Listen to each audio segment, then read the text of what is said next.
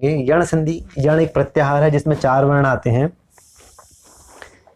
य, व, र, ल। आप प्रत्याहार में जाएंगे, प्रत्याहारों को देखेंगे तो वहाँ पर य से लेकर ण पर अगर आप रुक जाएंगे, य से लेकर चलेंगे ऋणों पे रुकेंगे तो यण प्रत्याहार बनता है और उसमें 4 वर्ण आते हैं, य, व, र, ल। य, व, र, ल हो जाना ही है यण संधि। ठीक है, य, व, र, ल हो जाना ही है यण संधि। लेकिन शर्त ये है, प्रश्न ये है कि य, व, र, ल कब होगा, कैसे बनेगा य, व, र, ल। इसीलिए इनको अंतस्थ भी कहते हैं। देखिए, आज हमें ये भी जानेंगे कि अंतस्थ क्यों कहते हैं इनको, है ना। व्यंजनों में, भेदों में पहले वर्गीय व्यंजन आते हैं, फिर अंतस्थ आते हैं, फिर ऊष्म आते हैं। तो अंतस्थ क्यों कहते हैं इनको। अब देखिए, जब भी 2 वर्णों में संधि होती है, ठीक है, दोनों वर्ण स्वर होने चाहिए तभी स्वर संधि कहलाएगी। दोनों वर्णों में से पहला वाला स्वर यदि ई हो, यदि ऊ हो, ई या ई दोनों, ठीक है, यहाँ पर आपको देखना है ऊ या ऊ दोनों, या फिर री हो या री हो, दोनों वर्णों में से पहले वाला वर्ण यदि ई हो, ऊ हो, री हो या री हो, इनके बाद प्लस इन चारों के बाद ई के बाद जो दूसरा वर्ण होगा या ऊ के बाद जो दूसरा वर्ण होगा, री के बाद दूसरा वर्ण होगा, री के बाद दूसरा वर्ण होगा, कोई भी स्वर हो, लेकिन स्वर कैसा हो, असमान हो। असमान स्वर। असमान स्वर क्यों हो, यदि समान स्वर होगा, ई के बाद यदि समान स्वर होगा ई, तो दीर्घ संधि हो जाएगी, दीर्घ ई बन जाएगा। लेकिन असमान स्वर हो, इसलिए कहा गया असमान स्वर हो। ऊ के बाद यदि समान स्वर होगा ऊ, तो फिर ऊ दीर्घ हो जाएगा। तो ई ऊ री के बाद यदि असमान स्वर हो कोई भी, तो क्या बन जाएगा, रिजल्ट क्या आएगा हमारे पास, परिवर्तन हो जाएगा इनमें। ई को बन जाएगा य, ऊ को हो जाएगा व, री को र, ठीक है, और री को ल। ये परिवर्तन हो जाएगा और यही है यण संधि। अब ई को य, ऊ को व, री को र, री को ल, ये परिवर्तन हो गया, यही यण संधि हुई। अब इन्हें अंतस्थ क्यों कहते हैं, क्योंकि अंतः माने होता है बीच में और स्थ माने स्थित हैं, क्योंकि ये स्वर और व्यंजन के बीच की इकाई में स्थित हैं। ठीक है, आधे स्वर हैं और आधे व्यंजन हैं। य जो है इसमें स्वर भी तो है, य जो बना है वो ई का परिवर्तित रूप है, व जो है वो ऊ का परिवर्तित रूप है, र री का है, ल री का है। इसलिए ये स्वर और व्यंजन दोनों से मिलकर बने हैं, इसलिए इनको बोलते हैं अंतस्थ। स्वर और व्यंजनों के बीच की कड़ी है ये। ठीक है, अब इनके उदाहरणों को हम जानेंगे। समझ में आया यण संधि, बिल्कुल सरल थी। इसके सूत्र के द्वारा आप इसको और अच्छी तरह समझ लेंगे। सूत्र है इसका इको यणचि। इसका हम विच्छेद कर देते हैं तो इकः यण अचि। अब देखिए कैसे, इकः षष्ठी विभक्ति, इक प्रत्याहार माने एक प्रत्याहार में 4 वर्ण आते हैं, ई ऊ री री। इक के स्थान पर, षष्ठी विभक्ति का मतलब क्या बताया था, के स्थान पर, इक के स्थान पर। ठीक है, यणः प्रथमा। ठीक है, प्रथमा का मतलब क्या था, आदेश हो जाए।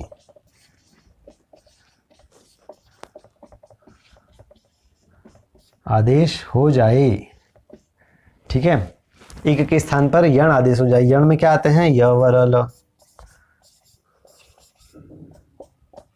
इक के स्थान पर यण आदेश हो जाए, कब हो जाए, अचि सप्तमी का मतलब परे रहने पर। पहले सूत्र में बताया था कह सवर्ण दीर्घ की का जब हमने विश्लेषण किया था तो वहीं पर मैंने इनके बारे में बताया था कि किसी भी सूत्र में जो पद आए हैं उनमें विभक्ति होने पर उनका क्या अर्थ निकाला जाए। तो अचि, अच के अचि माने स्वर, स्वर के परे रहने पर। ठीक है, तो ई उरील के बाद यानी कि इक के बाद अच परे रहने पर, कोई भी स्वर परे रहने पर उनको य वर अलग हो जाए, और यही है यण संधि। सिंपल है।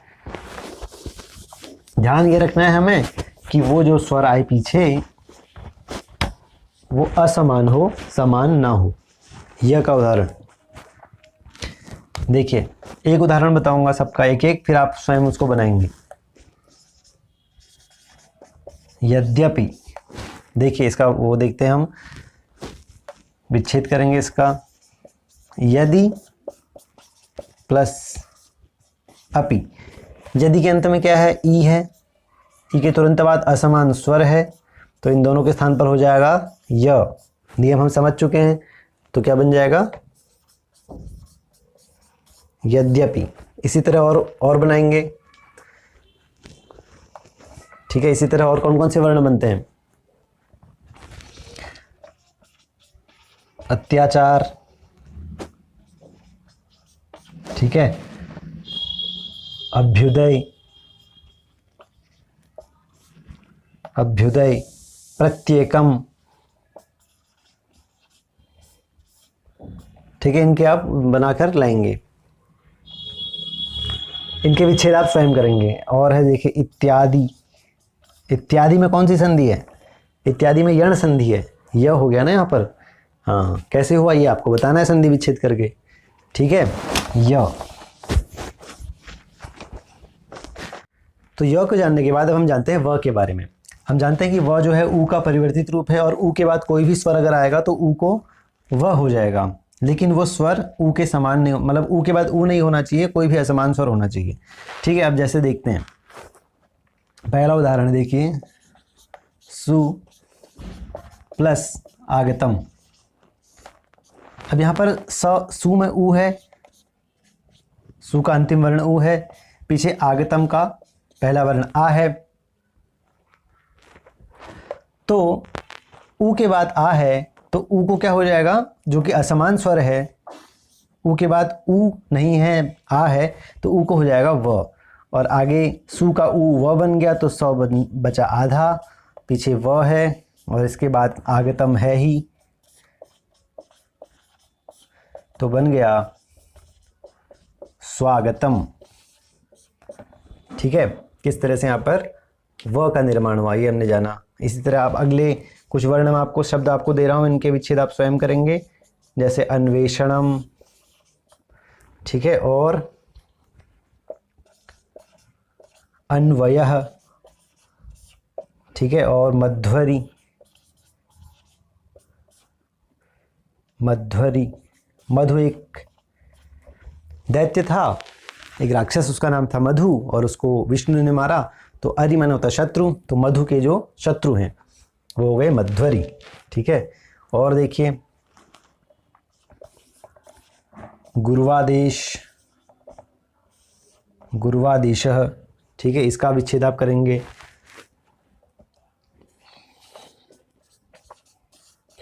तन्वेन्द्रियः, ठीक है, इसका विच्छेद आप करेंगे। तन्वेन्द्रियः, तन्वेन्द्रियम। तो ये जो हैं व के अन्य जो हैं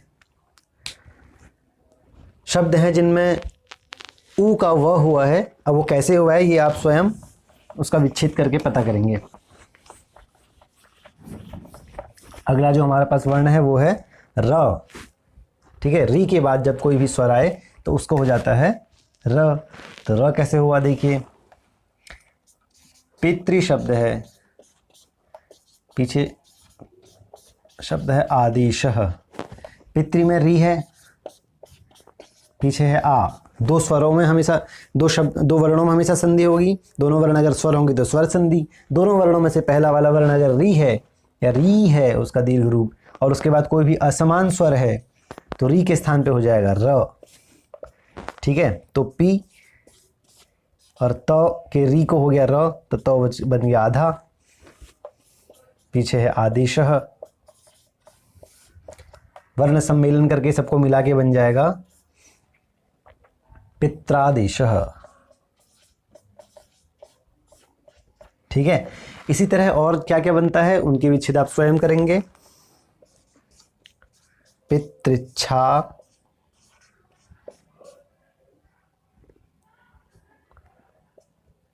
ठीक है, और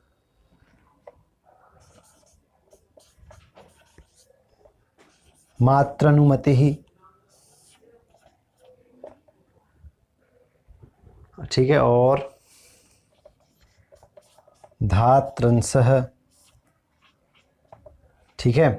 तो ये जो शब्द हैं इनका विच्छेद आप स्वयं करेंगे और देखेंगे कि किस तरह से इसमें संधि विच्छेद होता है, ठीक है। सवित्रोदयः एक शब्द है, सविता देवता हैं, सवित्री शब्द है, सवित्रुदयः।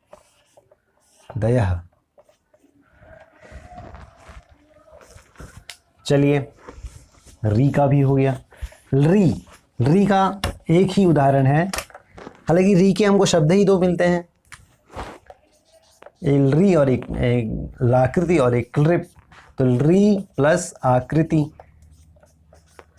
आकृति ही री के स्थान पर हो गया ल, है ना। री के बाद कोई भी असमान स्वर आए तो री को ल हो जाए, पीछे है आकृति, बन गया लाकृति ही। चलिए, इस तरह से हमारी यण संधि समाप्त हुई। सूत्र मैं पहले आपको बता चुका हूं।